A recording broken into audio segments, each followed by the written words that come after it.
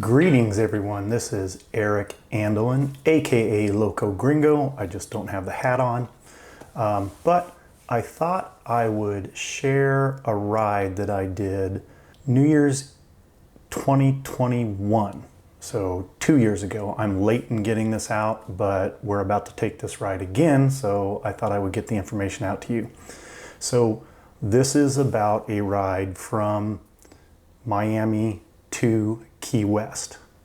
And typically people just show videos of them riding, to Key West, and you really don't get a lot of information out of it. And what I want to do is share some information for you. So my ride started in Tampa, and to get from Tampa to Miami, you can take the Amtrak. So the Amtrak is downtown.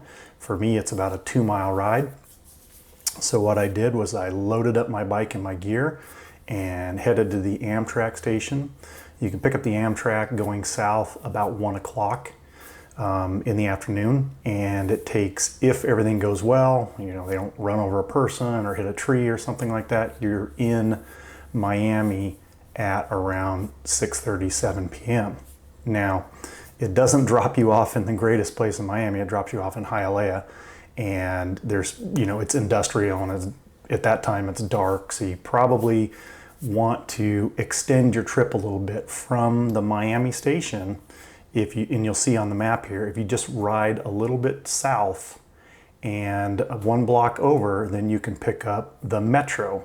Now, not the Tri-Rail, but the Metro, which is an elevated railway that goes into Miami. And actually, since I want to ride to Key West, I want to end up as far south in Miami as possible on the Metro, which is the Dadeland South Station. So that's where I took the Metro to the Dadeland South Station. I arrived there probably around 8-9 p.m. So it was dark. Of course, I have lights. And I had gone ahead and reserved an Airbnb in a little area called Kendall, which is probably 5-6 miles away from the station. Knowing that I'd be there at night, I thought, get a fresh night's sleep, then get up in the morning and start the ride. On my way in, I think I found some food because I knew it was getting late. And then I went to the Airbnb. I did not run across the host at the time, but I had talked to them ahead of time, and I noticed it in one of their photos that they had a bicycle in their house. So I said, hey, is it okay if I bring my bike and reserve the room and store it in the house overnight? And they said yes, no problem. I had my own private room, and you can see that as well. Well appointed, great shower, all that stuff. Never heard from the host, and then got up the next morning for the ride. So before we get on with the ride, let me talk a little bit about, so the bicycle I rode was a 1980s custom road frame called a Terry Ossel, and it looks really cool. And you can see in the photos, I loaded it up with 2 panniers and a bag on top of those, and put some extra padding on my handlebars. But other than that, it's a straight 1980s 12-speed bike. The tires, I think, were 28 millimeter, and it's a great ride. The bike itself, I picked up probably 2 months before that at a local shop that was, that had it. And I think I spent $400 on it. So it was a great bike. I rode it actually for a while. I even talked to the builder and eventually sold the bike later. But it is a great bike, and it's just to show that you don't have to have the latest and greatest bike or equipment to do such a ride. In the next morning, so my goal was to get to Key West in 2 days. So total distance was gonna be about 150 miles. And I wanted to ride to Marathon first, and then spend the night, and then ride the rest of the way, which is about 50 miles. And that's completely doable for me. So the original route I took, and you'll see again from the map, I wanted to go south and go across the levee into the southern part of the Everglades and hook up around Key Largo. Unfortunately, I tried that, and as you can see, I had to backtrack because every once in a while, Corps of Engineers is going to block those roads with construction, and I got partially there and ended up at a fence. Probably better that I did, because the 28 millimeter tires I was riding maybe would not have been good enough for the gravel that I would have encountered along the levees. So no problem. I got back onto the main roads to an alternate course, which took me straight into Homestead. Now, one part of this trip is that I was going down there to meet my wife and friends down there, and we were going to spend New Year's Eve. So our friends actually brought all the bikes in their Jeep and drove down to Key West, and they were driving down as I was riding. So we actually got to meet in Homestead and have breakfast before I continued on. My wife, she still had to work, so she was going to fly in and meet us there. So like I said, I got to have breakfast with them, a great little spot in Homestead, just, you know, one of the old, you know, kind of diner things. Outstanding food. Then I continued my ride. Now, here's where the actual ride begins, crossing over to Key Largo. So you have two choices. You can go down south on the old road, which makes it a little bit longer, and I wouldn't say that it's more dangerous, but there is no shoulder on the roads. So you are riding down the road for probably 30 miles. So be aware of that. It's not heavily trafficked, but it is a known route, and people will take that sometimes because it's more scenic. Myself, I just wanted to go straight across, so I took the main road, which if you've ever been down to the Keys, you'll know it. As you're heading down, it's got, you know, blue barrier walls on both sides. It's a 2-lane road for the most part, but it's got wide shoulders. And so I rode down this path. You know, again, the road's in good shape. There's not a lot of potholes. There's not a lot of, you know, junk on the road. It's fairly clean. So, you know, this part of the ride is very doable. And in the December, January time frame, the winds typically are coming out of the northwest going towards the southeast. So a little bit of a tailwind. Also this time of year, least rainiest months of the year. So if you're going to do this and you want to do it in some type of comfort, this is the way to go. Also, it's, you know, the least hot days out there, but it's still hot, or still can be hot.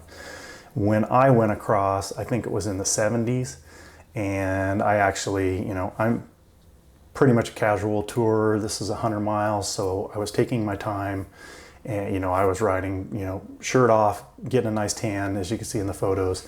And as we get closer to Key Largo, you know, before we go over the bridge, traffic is starting to back up. Because again, this is New Year's weekend. I think it was Friday morning or Thursday morning that I was going across.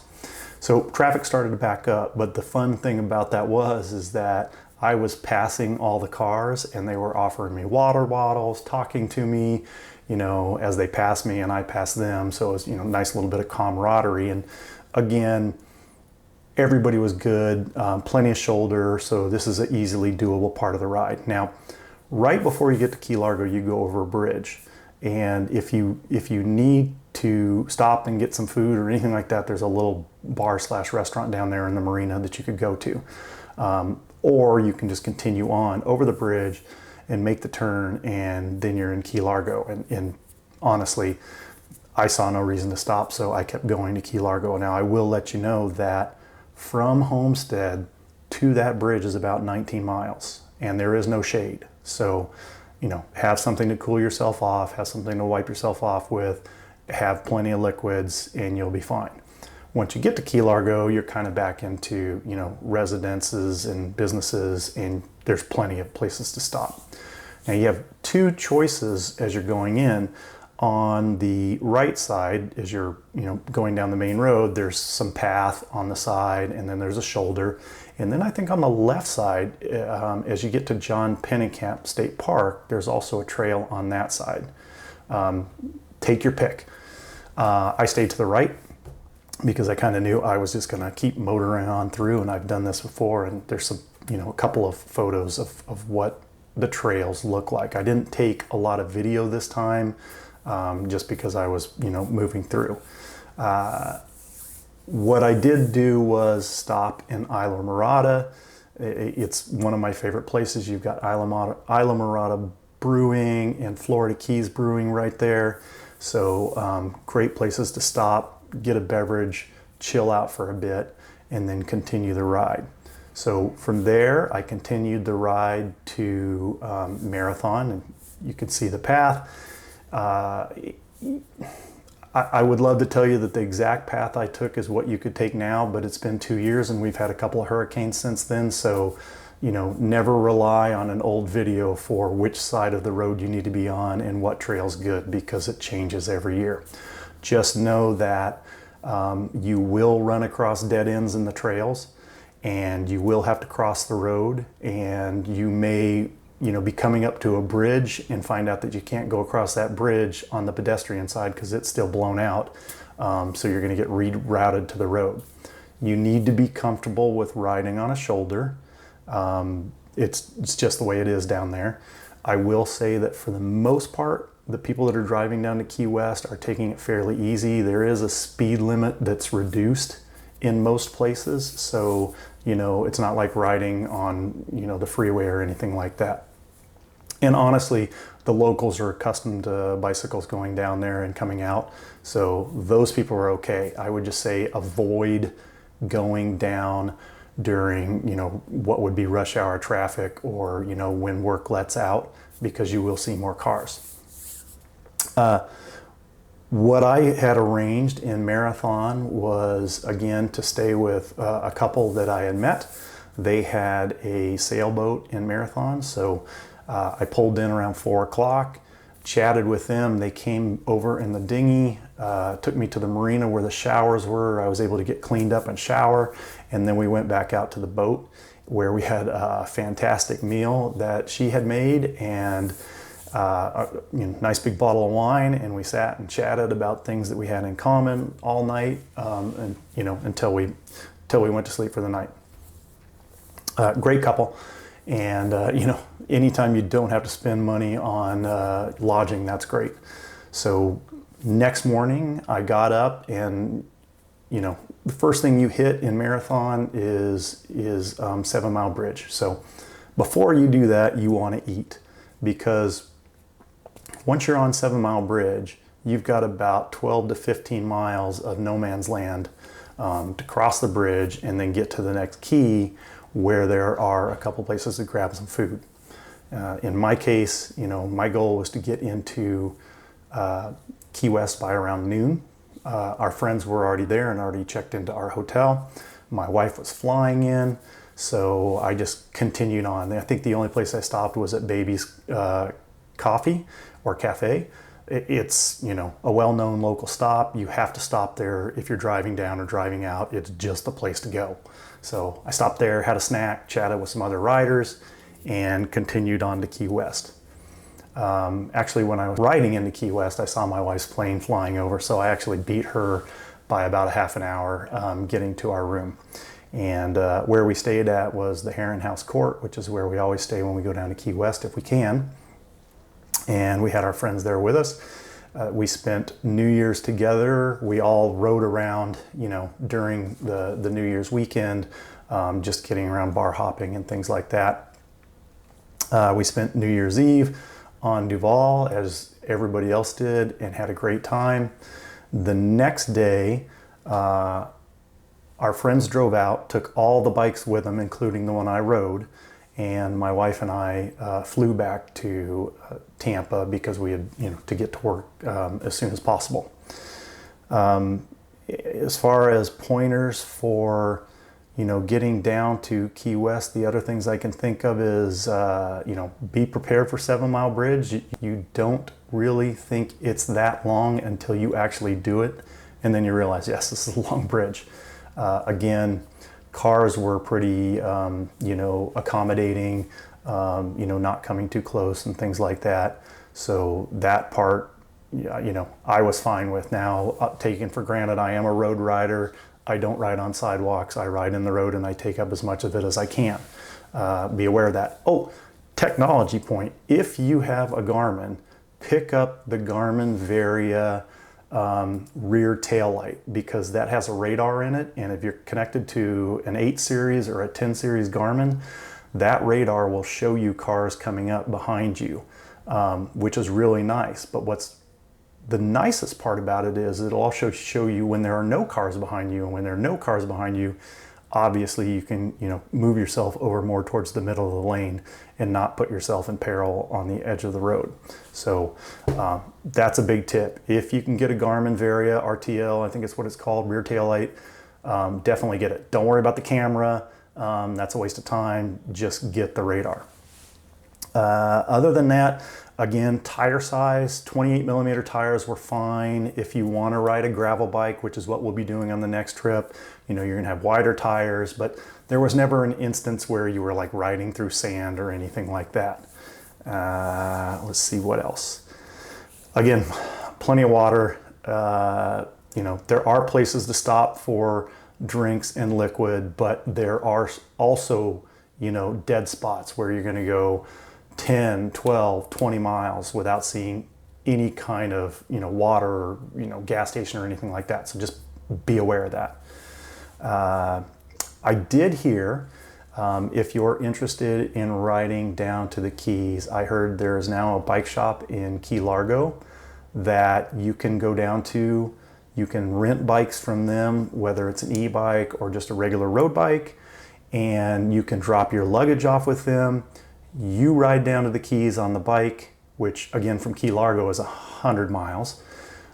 They will shuttle your luggage to the hotel that you're staying at, and when you're finished riding, you can call them and they'll come pick up the bikes. So that's a good option if you're coming from out of state or out of country. Another option to return is to take the ferry back to either Marco Island or Fort Myers, which is what we'll do on our next trip, and I'll share that trip as well. And you just have to stage a car there so that you can get out. Obviously, you can rent a car in Key West and drive back to Miami. You can also take a bus that they have, but I will say that the bike storage up front is limited, so you're kind of taking a risk trying to take the bus back. And then, of course, you could always ship your bike back on a plane. You just have to find a bike box. And even though I travel with a bike bag, in most cases, in a situation like this, I would not. And, you'd have to have that there somehow. So take those things into consideration. Other than that, it's pretty much a flat ride, so you're not going to be changing gears a lot. You've got a couple small hills on 7 Mile Bridge, but other than that, it's not a strenuous ride at all. As far as clothing, again, I was doing some basic touring, so I did have some cycling shorts that I think I wore underneath. Other than that, I just wore regular shorts. Sometimes I wore a shirt, sometimes I didn't. Plenty of suntan lotion. I will tell you that I got a little bit of heat stroke out there because it was hot in December. And even though I had a tailwind, I was going about as fast as the wind, so I was getting no relief in some of those places. I didn't encounter any rain. I had no flats. I do think I do put Mr. Toughies in my tires. They're rim liners that are Kevlar, so they keep those punctures down. But for the most part, in that part of Florida, you don't run into those problems. I'm trying to think of what else. Other than that, I did most of the ride in flip-flops. So I did have, my pedals are double-sided, so that's SPD on one side and flip-flops on the other, or flat pedal on the other side. And at the pace I was going, I didn't mind wearing flip-flops. When I'm solo riding or I'm touring, I'm not wearing a helmet. Sorry people, if you don't like that, that's your thing. Anytime I ride in a group or with other people, absolutely, I have helmet on.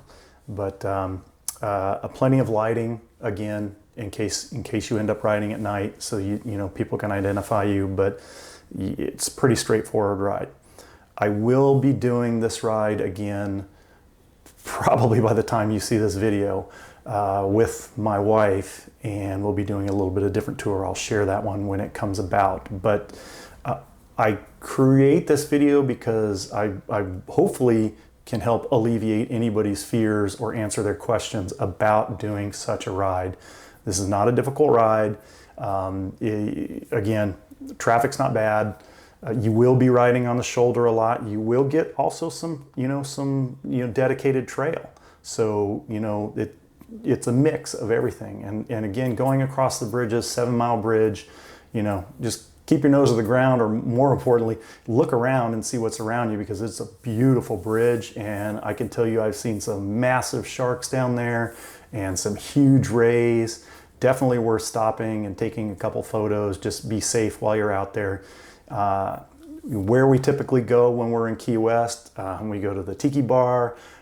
We spend our time on Duval. There's a bar on the east end called the Tipsy Rooster that's great. On the weekends, absolutely go to Dante's. That's basically just a big public pool, and it's actually right next to the ferry station. And when we stay, we usually stay off of Duval somewhere, so we're kind of away from all the noise, but that is also bicycle friendly. And we have found that the Heron House and the Heron House Court are great for that. They're very accommodating.